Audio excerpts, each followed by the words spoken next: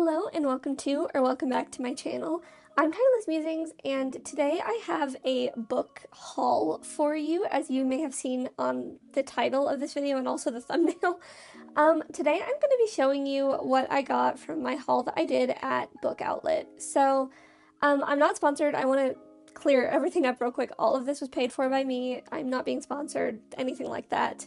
I have heard about BookOutlet before, but I hadn't ever purchased from them. And this was back at the end of February, I think it was when I placed my order. But they did like this $5.99 fiction sale where all of their fiction books were down to $5.99. And I ended up getting, I think, 14 books total. So I spent about $70. And I was just going to show you guys what I got. So I'm making a little spread here in my journal. I like to make spreads about what I get so that I can make sure that I'm actually reading things, you know what I mean? This was not a planned haul. I did not intend to spend money, let alone $70 on books. Basically, I have like a running list of either books that I have read that I have really liked, or I've shown you before my Caliber software setup where I have like a really long TBR. And some of the books that I was going to read or that I was on hold for from my libraries were on sale at BookOutlet. And I just thought, like that would be kind of a good way to get some books, to pick up some new books, especially because I spoke about this in the video that I did at the start of the year, where I had mentioned that I had kind of unhauled a lot of my books. I had really worked on making sure that anything that I either wasn't going to read or didn't like, I either donated to like a little free library or I sold to a local bookstore. So I don't like get a ton of books very often, and kind of this gave me, I don't want to say it gave me an excuse to fill the shelves, because I don't try to buy things for the sake of buying things, if that makes sense. But it was more from the fact that I haven't upgraded any books in a while. I did a big unhaul, and this was just kind of a good excuse. So all the books that I'm showing you here today are books that have been on my TBR. So that was like another one of my things where, kind of my rules, if you will, where I said that, this is a phenomenal sale. The $5.99 fiction sale is phenomenal, truly, especially for books like One Dark Window. So I wasn't going to pass up on a sale like that, but all the books that I got had to be books that were on the TBR. So no more of this like pretty cover stuff. These had to be books that I was going to read. And as you can see, we've already kind of started off with the little journal spread and the accompanying books. Like I said, the journal spread really helps keep me accountable to make sure that I'm actually reading the books that I'm getting, kind of thing, and not just putting them on the shelf to look pretty. I am a slow physical reader. I'm a very speedy ebook reader, but physical books take me about a month to get through, because I'm slow at reading. I think ebooks being through like Libby, because that's where I read all my books, having a due date does make me speed up a little bit. So when I own books, I'm like, oh, there's no rush, But we started out with a Christie affair. I am a big fan of authors like Heather Morris. And what was the other one that I read last year? It wasn't a Heather Morris book, but it was the one about Zelda Fitzgerald. Why can't I remember? The Woman in the Green Dress. That book was really good. So I ended up picking up the Christie affair. I also own Queens of Crime by Marie Benedict, which was one I wasn't planning on getting, but I actually got at the beginning of the year. Then I had One Dark Window. This one I've heard is actually pretty good. I haven't read it yet. It was on my TBR, and I did actually, in my cart, I had Two Twisted Crowns, which obviously is the sequel in the duology, and it sold out, unfortunately. That is the one thing I will say about BookOutlet, is it sells so fast. I had the sprayed edge version of Brimstone in my cart because I already own Quicksilver, so I was like, oh, it makes sense to pick up the sequel while it's on sale. And it was gone before I could even log into my account, so that was a little disappointing, but it is what it is. Julia by Sandra Newman, I love 1984. I read that book forever ago and loved it. So I'm very interested in reading Julia and seeing what that's like. Phantasma, this is an interesting one. So I got recommended this actually by somebody I know in real life, and I couldn't find it anywhere. There were no local bookstores that were selling it. Even looking at places like Barnes & Noble and Second and Charles, they were all sold out, and I really just didn't want to pay for shipping, if I'm honest. And before everyone's like, oh, but didn't you pay for shipping on BookOutlet? No, because they have like a $35 minimum free shipping. And then, like, because I got recommended this book and the person was like, oh, you'll love this book, I went to BookOutlet and looked it up, and sure enough, it was there. Before I went to BookOutlet, though, to pick up both this and obviously the sequel or the second book, I went to Libby, and my library doesn't have it. None of the libraries that I use have it. And so I reached out to them, and they were like, oh, we're actually not going to be getting this book in. So that was one where it's like, okay, I'm going to have to pay for it if I want to read it clearly. But I would rather get it like on a sale like I did. Never the Roses, this one, I'm not gonna lie, this was on my TBR, but I specifically picked up this version because it has sprayed edges.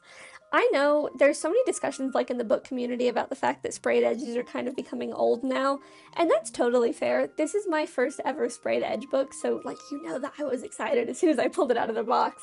But it's so beautiful, and it was one that was already on my TBR anyways, so, you know, having my first sprayed edge book I thought made a lot of sense. As for things like genres, I'm kind of giving you also a chance, by the way, to read the synopsis if you wanted to. But as for genres, I truly am, I am a mood reader for sure, but I will also dabble in any kind of genre. I plan on making a video in a couple weeks going over my first 3 months, kind of like a reading review, so I'll talk about like my favorite books and stuff. I tend to really enjoy historical fiction, and I am a big lit fic fan. But I'm trying to get into romance and into fantasy. Currently, what am I currently reading? Oh, physically, I'm currently reading Powerless, which I've seen people say that Red Queen is the better version of it. I will definitely read that one as well, but I'm really enjoying Powerless. To me, I didn't like ACOTAR. I'm sorry, I hated ACOTAR. I really, really didn't vibe with it at all. Wings and Ruin was the only book that I liked in that series, and I was about to swear off fantasy. But Powerless, I got recommended because I was like so into Hunger Games and Divergent. I was never into books like Harry Potter. And it turns out that, yeah, trial fantasy really works for me. So I'm enjoying Powerless quite a bit. I've also been reading historical romance. I don't want to give too many spoilers for the video that's coming in the future, but all I will say is that I'm currently reading the Goods Guide to Misconduct series. I love the male main characters in this. Like, I have never been like, oh, book boyfriends, book crushes. I would die for Miles Devereaux. Okay, I need that to be made clear. I love him. Moving on from whatever that outburst was and back to the books. Annie Bot was actually, I think it was my 2024 book of the year that I wanted to read, and then I never got around to it because I didn't have time. My mental health was not in the best place, so I didn't read it. So I finally got it. That's probably going to be my next read.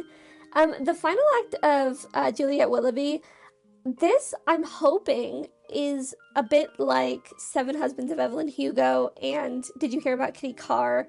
I love those books. I know that Seven Husbands of Evelyn Hugo, it was like super popular, and now it's kind of getting a lot more criticism, which is fair.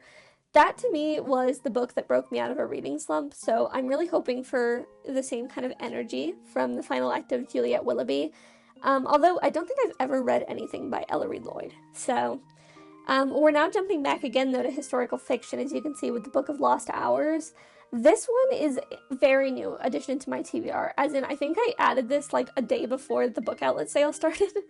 I am not entirely sure where this book is gonna go. It sounds very interesting.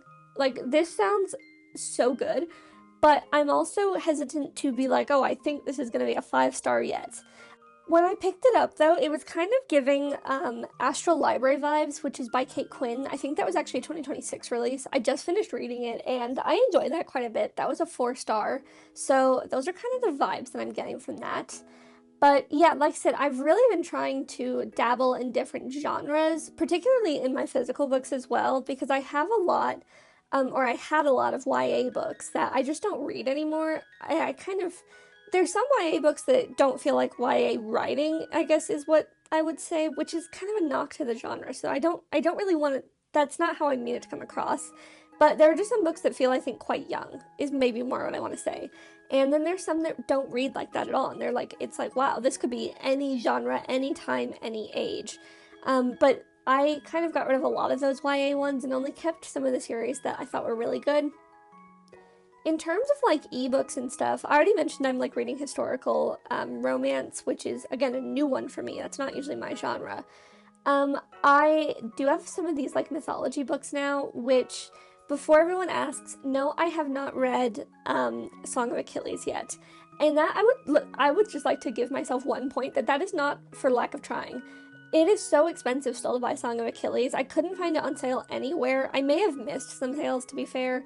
And I'm number 100 in line on hold for it. So I will read it at some point in the next few decades, and I will let you know what I think. I've also dabbled in thriller this year. I read Alice Feeney's My Husband's Wife, and it was alright. Thrillers are interesting to me because there are some thrillers I've read that are absolutely phenomenal. I can't remember if The Anomaly is considered thriller, but that is an example I would give of a phenomenal thriller book. My Husband's Wife I think it required a lot of suspension of disbelief, and I just wasn't vibing with that. I also read, it was The Compound. I read The Compound this year, and that especially to me wasn't a vibe. That's a thriller. It's like almost like Love Island, but like imagine if everybody was murderous and all of that. And that was alright. Like I said, it wasn't anything necessarily to write home about. I think I gave it a 2-star because it was just okay. I mean, I've had the privilege of reading a lot this year. I've also read a lot of lit fiction. One book that I read this year that I thought was so good was Everyday Movement. I can't remember what the author's name was. I apologize. I don't have it up right now. But that was phenomenal. That was really, really powerful. And I'm also, right now, I'm showing on screen the synopsis for We Could Be Rats by Emily Austen. I read Is This a Cry for Help by Emily Austen, and I will literally read anything she writes. I will. It was so, so good. So I picked this one up, and I am very, very excited for it. I mean, I've also read, like, some romance ones as well, kind of contemporary romance. I've started reading the Librarians in Love series, which I think is by Gabriela Gomez, is how you pronounce the name. I apologize if I got that wrong. But I read Next Best Fling, and I really, really liked that. I thought that was a really cute book. I just thought of, like, one book that just came to mind on the thriller subject, which was The Pact by Lisa Walker. We may have a contender for worst book of the year here. Listen, I'm not going to make any claims as to, worst book of the year until the end of the year. But as I said, I do plan on doing a video which is like favorite book, favorite character, favorite line, worst book of each month for January, February, and March. But The Pact by Lisa Walker is up there as some of the least favorites of the year so far.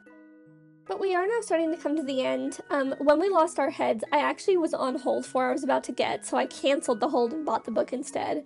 And then this book, Drowning by TJ Newman, I haven't read this, but I've heard phenomenal things. And yeah, the books that I've read about like plane incidents have been pretty good. So I've got high hopes for that one. So like I said, I will let you know how it goes. Also, this is so pretty. It's so gorgeous. It really is. Really, tragic that we're writing what we're writing about, but it's a beautiful book. So yeah, that is kind of my little journal with me. It wasn't really a review of BookOutlet. Would I recommend BookOutlet? Yes, but I would be very aware of what you're getting. I don't think there's anything wrong with scratch and dent books. I want to make that very, very clear. But if you can get the bargain books, I think that might be better. It kind of depends. Some people I've seen get scratch and dent books where it's like, it's unreadable. But again, that's kind of going to depend on you. Definitely keep an eye out for their sales because that really was why I bought from them. And all the books I got look great and I'm excited to read them. So I hope you enjoyed. Thank you so much for watching and I will see you next time.